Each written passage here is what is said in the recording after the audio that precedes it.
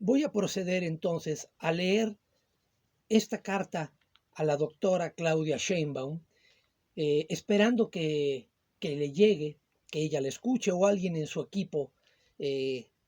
pueda decirle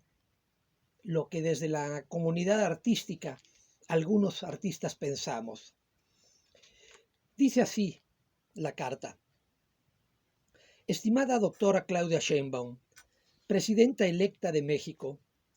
me dirijo a usted en mi calidad de ciudadano libre, uno de los millones que en las urnas votamos por su candidatura, por el proyecto que representa. Mi simpatía y convencimiento hacia el proyecto que usted enarbola y que ha llamado el segundo piso de la Cuarta Transformación proviene de mucho atrás, de antes de que usted misma naciera. Proviene de mi lejana infancia, cuando mi padre, un católico creyente y practicante, nos llevó en su automóvil, a mí y a mis hermanos, de muy niños, de unos 8 años quizás, a las afueras de la ciudad y se apeó frente a un enorme campo de cultivo en el que trabajaban un sinnúmero de campesinos. Después de un rato de estarlos viendo trabajar, mi padre nos dijo algo que desde entonces, hace más de 45 años, no he olvidado. No porque viéramos que mis padres iban a alguna tienda a comprar víveres, significaba que salían de la nada y que esa gente que estaba ahí, bajo el rayo del sol, trabajando la tierra arduamente, era la auténtica responsable de que tuviéramos comida en la mesa cada día y que jamás olvidásemos eso. Supe desde entonces que esos hombres eran los pobres de los que hablaba el Evangelio. Pocos años después, durante las vacaciones, mis padres les pidieron a unos amigos aún más católicos que ellos que si podían enviar a alguno de sus hijos universitarios para que en esos periodos vacacionales nos diera clases ampliadas de historia y otras asignaturas. Gustosamente lo hicieron, y quien llegaba en las mañanas a la casa se llamaba Francisco, Pancho para nosotros desde entonces, a quien mi padre había ayudado en la redacción de su tesis de graduación a petición de esos amigos. Él era un ferviente simpatizante del marxismo y un abierto comunista. Esto escandalizó a sus padres y probablemente a muchos hoy todavía. Llegaba a casa con periódicos y libros y allí nos contó e hizo vivir la llegada del hombre a la luna, el asesinato de Kennedy, pero la historia que más me marcó e impactó fue el golpe de Estado en Chile y el vil asesinato de Salvador Allende y de Víctor Jara, quienes desde entonces se volvieron mis héroes, y me dije que a mi primogénito lo llamaría Víctor Salvador en su honor. Nunca se pudo cumplir ese propósito, pero tampoco lo he olvidado. Poco tiempo después entré a la secundaria y allí uno de mis amigos y compañeros, de nombre Marco Tulio Culebro Baena, gran dibujante, me invitó a que lo acompañara al primer mitin político de mi vida, en el reloj del Parque Hundido, donde estaba programada una reunión del recién legalizado Partido Comunista. Allí estaba la leyenda viviente Arnoldo Martínez Verdugo, rodeado de integrantes del partido. Seguramente estaba Pablo Gómez, un hombre intachable y admirable desde siempre, sin que nadie les prestara atención, jugando ajedrez, tomando café y fumando, hasta que llegamos Marco Tulio y yo a saludarlos y hablar con ellos. Así pues, doctora Sheinbaum, mi filiación hacia la izquierda mexicana data literalmente de toda mi vida, desde mi infancia, marcada por la emigración de mis padres a Costa Rica a causa de la matanza de Tlatelolco en 1968, cuando yo contaba con menos de 4 años de edad, por el miedo auténtico a que el gobierno mexicano hiciera lo que las dictaduras en Sudamérica habían hecho con sus conciudadanos, perseguirlos, torturarlos y matarlos. Desde que tengo memoria, he simpatizado con la izquierda en México y Latinoamérica, y desde que tuve edad para votar, lo he hecho siempre por la izquierda, con una sola excepción, cuando el extinto PRD eligió a Miguel Ángel Mancera como su candidato a la presidencia.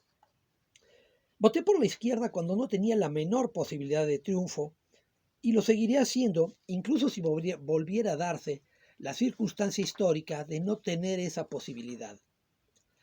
Desde esa plena conciencia y memoria histórica es que me atrevo a dirigirme en público y sin ambajes a usted, y lo hago en mi condición de miembro de una comunidad específica, la artística, a la que pertenezco desde hace más de 35 años. Hablo desde ella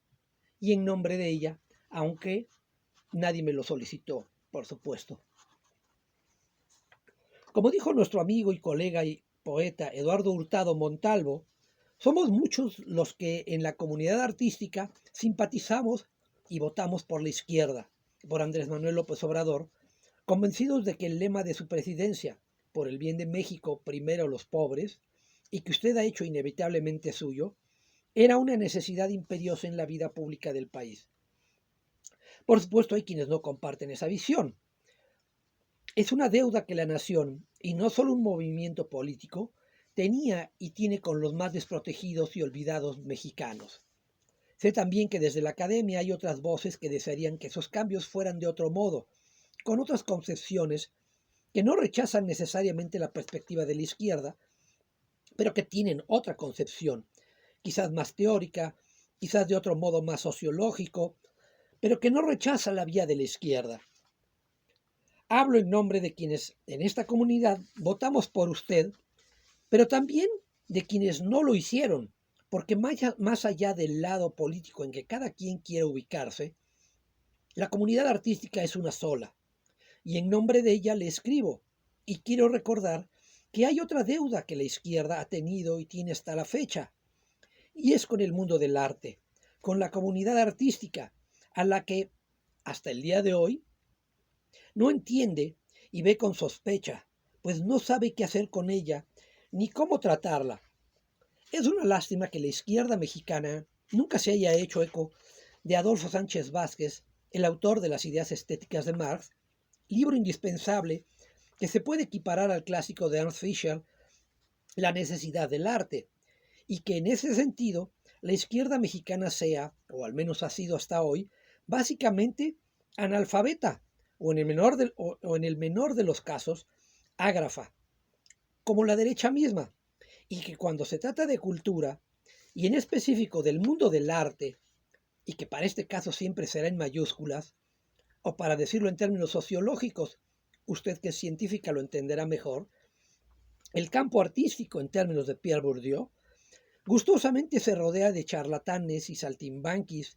y vean el mundo del arte como un placer burgués que debe ser combatido. Lejos de ser un placer pecaminoso en el sentido freudiano de la palabra, el placer por el arte está en la raíz misma del ser humano como especie, como lo ha demostrado Johann Huizinga en el Homo Ludens. Por eso mismo, quiero felicitarla por la creación de la nueva Secretaría de Ciencia, Humanidades, Tecnología e Innovación, CECITI, y por el nombramiento de la doctora Rosaura Ruiz Gutiérrez. Celebro que la ciencia por fin tenga su secretaría propia, porque eso significa que finalmente tendrá el rango de política de Estado, con todas las implicaciones que eso conlleva. Habrá que ver con qué presupuesto contará y otras cuestiones operativas, pero que la ciencia adquiera un rango de política de Estado, al menos en el papel, es algo que debe aplaudirse. El problema, el diablo, de nuevo, doctora Sheinbaum, está, como dicen los alemanes, en los detalles, con relación al término humanidades, tan amplio e impreciso que puede significar muchas cosas o puede no significar nada. Quiero pensar que por humanidades se entiende, observes el pasivo, arte de una manera bastante genérica, abstracta.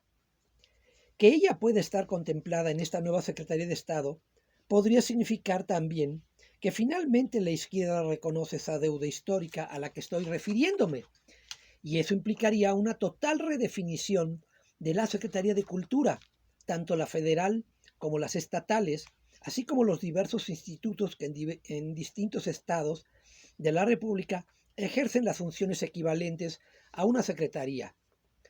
No es poca cosa si fuese así. Ello significaría separar, distinguir, en el sentido burdiano del término, arte de cultura. Menuda labor. Para entender muy esquemáticamente la diferencia entre una y otra, bastaría con señalar un solo ejemplo entre miles. Se puede afirmar que la novena sinfonía de Beethoven es el fruto de un caldo de cultivo cultural muy específico, el de la cultura germánica de entre siglos, heredera de la Ilustración, y que solo en ese marco histórico podría haberse dado, y en ningún otro. La naciente cultura germánica, de camino del clasicismo al romanticismo,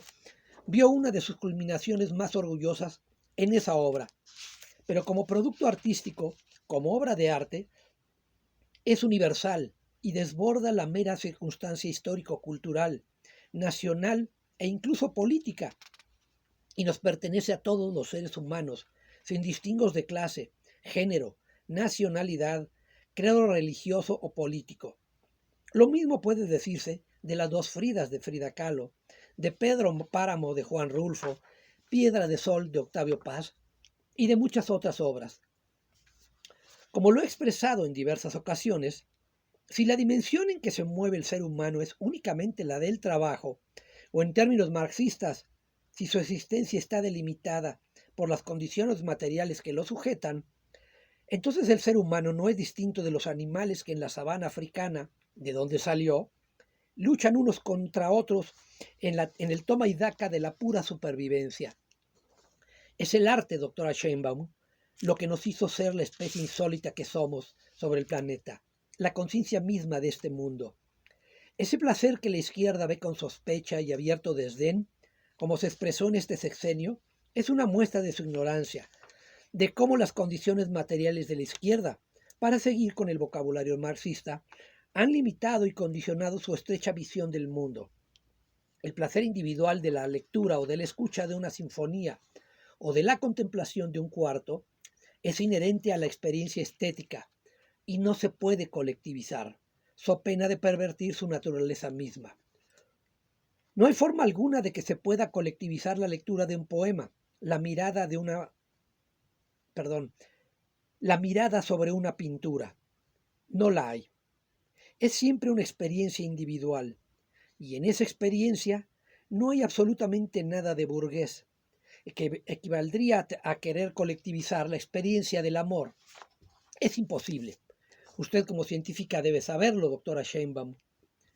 Lo que quiero decirle es que hay que ampliar el lema tan necesario para la vida y la justicia social de la nación que usted ha enarbolado y agregar que por el bien de México, primero el arte también. No el arte entendido como lo entiende o lo ha entendido la izquierda hasta hoy, como una fiesta de payasitos y cuentacuentos y magos y saltimbanquis, como un mero entretenimiento sin consecuencias reales en la formación del alma nacional, como ha ocurrido hasta la fecha, desde el gobierno de Cuauhtémoc Cárdenas en la Ciudad de México hasta el día de hoy. No, eso ya no. Celebro pues que la ciencia finalmente alcance el rango de importancia que siempre debió haber tenido, que haya por fin una secretaría dedicada por entero a sus actividades y pueda volverse un asunto de políticas públicas y alcance el rango de una política de Estado. No sé si el arte esté contemplado en el vago apartado de humanidades de la misma dependencia, pero me parece que incluso en tan vaga denominación, el arte se beneficiaría enormemente, en vez de estar englobado en el aún más impreciso término de cultura, como ha sido hasta ahora, y que ha permitido tanta improvisación y tanto oportunismo. En ese contexto, y en nombre de la comunidad artística, y expresado únicamente a título personal, deseo hacerle llegar la siguiente petición, doctora Sheinbaum, que de alguna manera también va dirigida a la doctora Rosaura Ruiz Gutiérrez, nueva titular de la flamante Secretaría de Ciencias, Humanidades, Tecnología e Innovación, CECITI, sabedor de que esta carta puede sonar más a una carta a los Reyes Magos que a otra cosa, y consciente de que lo más probable es que caiga en oídos sordos. No importa. Son dos los ámbitos a los que deseo referirme, doctora y presidenta Claudia Sheinbaum, doctora Rosaura Ruiz Gutiérrez. El primero es el Sistema Nacional de Creadores y el otro es el apoyo directo a las artes. La cultura viene después y es otra cosa, y usted debe saberlo mejor o igual que quien le escribe. Es importante que usted sepa, doctora Sheinbaum, que no estoy pidiendo ni un trato preferencial, ni mucho menos apapachos al estilo oligarcamín. Los artistas de este país no queremos esa clase de apapachos. Tampoco queremos poner nuestros nombres en desplegados de ninguna especie ni de ninguna orientación política, más allá de nuestra fe o filiación política, porque eso limita el ejercicio de nuestra labor y lo que queremos, o lo que quiero, es trabajar en absoluta libertad, sin compromiso político o social de ningún tipo, porque es la única forma en que pueden crearse obras perdurables y no simples entretenimientos temporales. Antes de empezar, deseo llamar su atención sobre un asunto financiero de orden presupuestal que me parece es de primordial importancia y es la reforma al Instituto Nacional Electoral, INE, en un aspecto que no ha sido contemplado por ninguno de los brillantes analistas que a mañana, tarde y noche opinan al respecto en los medios de comunicación masiva y en la necesidad de un documento nacional de identidad,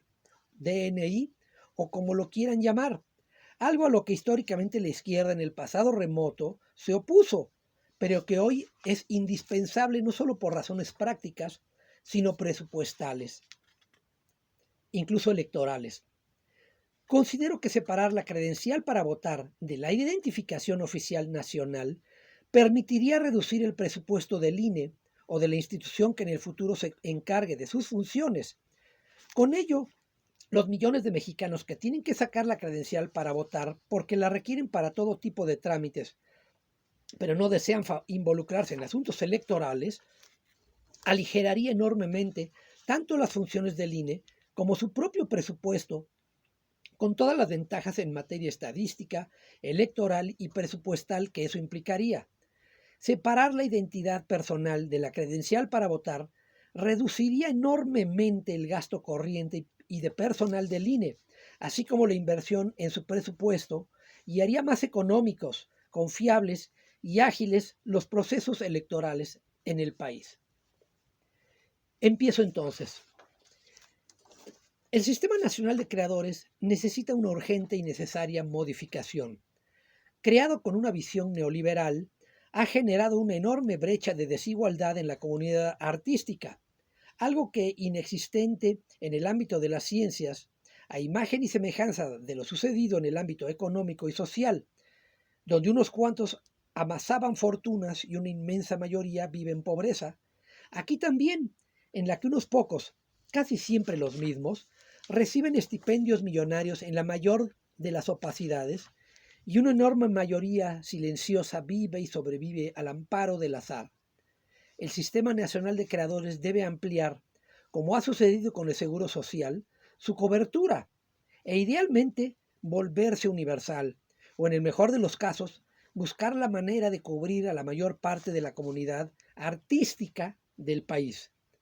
¿Cómo hacerlo? Debe aprovecharse la creación de la nueva Secretaría de Ciencia, Humanidades, Tecnología e Innovación y el marco legal bajo el cual trabajará la ciencia a partir de hoy, y en especial del Sistema Nacional de Investigadores, el cual debe de parecerse lo más posible con reglas claras, la más absoluta transparencia y un amplio apoyo financiero que incluya no solo al Estado a través de la Secretaría de Hacienda, sino también al empresariado mexicano, a los hombres más ricos del país, a través de programas de estímulos fiscales focalizados, incluso regionalizados, para que el peso financiero no recaiga solamente en el Estado y el contribuyente, sino que se reparta entre los diversos actores económicos del país en beneficio de los creadores que forman parte de la comunidad artística, músicos, poetas, pintores, dramaturgos e incluso editores independientes. Esto rompería la inercia de opacidad neoliberal que aún persiste en el Sistema Nacional de Creadores y le daría a la comunidad artística no solo el apoyo que muchas veces requiere para sus actividades, sino la irrestricta independencia de que debe gozar para desarrollarse sanamente, libre y ajena a los caprichos del poder político y de las ideologías de todo tipo que ensucian el campo artístico con su habladuría perniciosa. El nuevo Sistema Nacional de Creadores debe entender que el arte no puede estar sujeto a programas educativos ni a planes de ninguna especie, y que el placer que proporciona tanto a sus creadores como a quien se acerca a sus productos es inherente a su naturaleza y, más importante aún, le otorga al poder político y al económico Lo único que ambos no pueden obtener por sí mismos, pues no está en su naturaleza, el prestigio. Que el arte pueda estar cobijado bajo el paraguas de la nueva secretaría a cargo de la doctora Rosaura Ruiz Gutiérrez puede ayudar a que, al menos estructuralmente, siga el ejemplo y el marco legal que regula el Sistema Nacional de Investigadores. Estos apoyos fiscales al empresariado mexicano para apoyar actividades verdaderamente artísticas y no de mero entretenimiento como una fiesta de cumpleaños, debe abarcar todo el espectro artístico y el de su divulgación, como son las editoriales independientes, que deberían ser apoyadas tanto a través de un programa fiscal como el descrito grosso modo aquí, sino también a través del apoyo tanto en la edición como en la distribución por parte del Fondo de Cultura Económica, para lo cual debería ser dirigido por un poeta o un escritor, como en su momento lo fue el caso de Jaime García Terrés, un poeta respetado y conocedor del medio literario mexicano, no un merolico o chivo en cristalería. Del mismo modo, y en nombre de la Academia Mexicana de Poesía Manuel Andrade, le solicito se cree la Biblioteca Nacional de Poesía Manuel Andrade, el objetivo social de esta institución, y que cuenta ya con la biblioteca de la poeta Iliana Godoy y documentos y manuscritos del poeta Juan Bautista Villaseca, a los cuales puedo sumar mi propia biblioteca, con el fin de honrar la labor casi siempre ignorada y vilipendiada desde el poder y desde el periodismo de nuestros poetas al ir construyendo a lo largo de sus vidas un acervo literario y poético invaluable y que en no pocas veces se pierde a su muerte. Así pues, solo el arte y nada más da prestigio a una nación. Alemania y Europa entera vivieron en el siglo XX la peor catástrofe de la historia. Y usted, doctora Claudia Sheinbaum, y todos lo sabemos. El asesinato de millones de judíos y la destrucción de ciudades y países enteros. Alemania lo perdió todo en esa empresa absurda, o casi todo. Lo único que no perdió, pese a la crítica extrema del poeta rumano-alemán Paul Celan, fue el prestigio de su cultura artística, forjada a través de los siglos por hombres y mujeres como Johann Sebastian Bach, Ludwig van Beethoven, Wolfgang Goethe, Felix y Fanny Mendelssohn, y un larguísimo elenco de artistas y pensadores, no solo para la cultura alemana, sino para Occidente en su conjunto. Lo mismo ocurre en nuestro país. Frente a las injusticias y abusos del poder en el largo siglo XX mexicano, como dijo George Steiner, un puñado de hombres y mujeres estuvieron poseídos por el irresistible esplendor de lo inútil, y sus nombres brillan por encima del lodo y de los crímenes e ignominia que han marcado nuestra historia, y le dan y han dado al país, como dice el lema de la Real Academia Española de la Lengua, brillo y esplendor. Octavio Paz, Frida Kahlo, Carlos Fuentes, Juan Rulfo, José Gorostiza, Manuel Andrade, Inés Arredondo, Sor Juana Inés de la Cruz, Carlos Chávez, Miguel Salmón del Real, Silvestre y José Revueltas, Ramón López Velarde, David Hernández Ramos, Leonardo Coral, Javier Torres Maldonado, Mario y Claudia Lavista y un larguísimo elenco de artistas que han creado lo que puede llamarse a imagen y semejanza del español, sin la menor asomo de vergüenza, el siglo de oro mexicano. Otro ejemplo, doctora Sheinbaum, del prestigio que esta rara actividad, incomprendida por la izquierda, que es el arte, otorga al poder económico y político, es el de la revista Siempre, hoy decididamente convertida en el pasquín que siempre fue, pero que durante años tuvo un enclave que le dio un prestigio que la hija de su fundador decidió, ágrafa y analfabetamente, echar por la borda cuando cerró las puertas del suplemento literario y cultural que durante casi 40 años dio cabida a las plumas más notables de nuestra literatura. La larguísima lista de grandes escritores que allí escribían le dio a la revista un prestigio que sus propios y serviles reportajes y portadas no podían darles. Al cerrarle las puertas a esta actividad, la revista se quedó sin nada, sin el prestigio que la pluma literaria le daba en su momento. Otro ejemplo más triste es el del mentor político del presidente Andrés Manuel López Obrador, el notable poeta Carlos Pellicer, una auténtica gloria nacional y a quien durante estos 6 años de su gobierno nunca se le hizo un homenaje nacional ni desde el Fondo de Cultura Económica se le hizo alguna edición conmemorativa. El mayor prestigio que su nombre lleva es el de haber sido poeta, uno de los grandes poetas mexicanos del siglo XX y uno de los más grandes en lengua española. No su labor como senador, que por útil que haya sido, está focalizada a asuntos prácticos. Es triste que haya sido relegado al cajón de los cacharros viejos, tanto por el presidente de la República como de las instancias culturales y editoriales del Estado. No solo es triste, doctora Sheinbaum, es ofensivo a su memoria y a la comunidad a la que pertenecía y pertenece. Eso es lo que, doctora Sheinbaum, le da el arte a los poderes políticos y económicos que dominan toda la vida pública del país, el prestigio. El poder político o el económico pueden conseguir muchas cosas, buenas o malas, discutibles o no,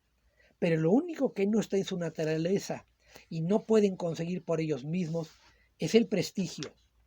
Así pues, doctora Claudia Sheinbaum, presidenta electa de la República, doctora Rosaura Ruiz Gutiérrez, puedo resumir la propuesta que les comunico desde mi propia experiencia y a título estrictamente personal y en nombre de la comunidad artística a la que pertenezco a través de los siguientes puntos. 1. Reformulación del Sistema Nacional de Creadores a través de su integración a la nueva Secretaría de Ciencia, Humanidades, Tecnología e Innovación, conjuntamente con un amplio programa de apoyos fiscales para las grandes empresas, con el fin de ampliar su cobertura a la mayor parte de los creadores del país. 2. Establecimiento de un programa tanto fiscal como de apoyo institucional, libre de trabas y de burocratismos, para el apoyo de las editoriales independientes. 3. Clara separación y delimitación de las funciones de las Secretarías de Cultura Federal y de la Ciudad de México de la nueva Secretaría de Ciencia, Humanidades, Tecnología e Innovación, y que sus titulares cuenten con la aprobación de la comunidad artística. 4. Nombramiento de un director adecuado del Fondo de Cultura Económica, que sea de preferencia un editor o un escritor de reconocido prestigio y no un narcisista sin contacto con el medio literario nacional. 5. Establecimiento de la Biblioteca Nacional de Poesía, que dé cabida a los acervos literarios de los miembros de la comunidad y evite la fuga de estos acervos a universidades extranjeras. Todo esto implica, apreciable doctora Sheinbaum, la comprensión que debe tener la izquierda de que en este proyecto de nación, en el que por el bien de México, primero los pobres, también se debe entender que por el bien de México, también primero el arte. Al respecto, quiero recordar, doctora Sheinbaum, lo que les dijo a su gabinete Sir Winston Churchill cuando su nación enfrentaba el esfuerzo de guerra contra el nazismo y le pidieron que redujera los fondos de apoyo a las artes para enfocarlos a ese propósito. Él le respondió que si hacía eso, ellos mismos no serían mejores que sus adversarios. No enemigos, sino adversarios, dijo. Lo mismo puedo decirle a usted, doctora Claudia Sheinbaum. Si no apoya decididamente a las artes de manera irrestricta y sin cortapisas, en ese ámbito no son mejores que los derrotados en la pasada elección. Le solicito, doctora Claudia Sheinbaum, presidenta electa y futura presidente constitucional, doctora Rosaura Ruiz Gutiérrez, que atiendan esta carta a los Reyes Magos, como ustedes consideren, y sepa, doctora Sheinbaum, que cuenta con mi apoyo irrestricto y que incluso si decidiese ignorar olímpicamente mis peticiones, no por eso dejaré de votar por la izquierda, pues eso está en mi ADN. Les saluda cordialmente José Manuel Resillas.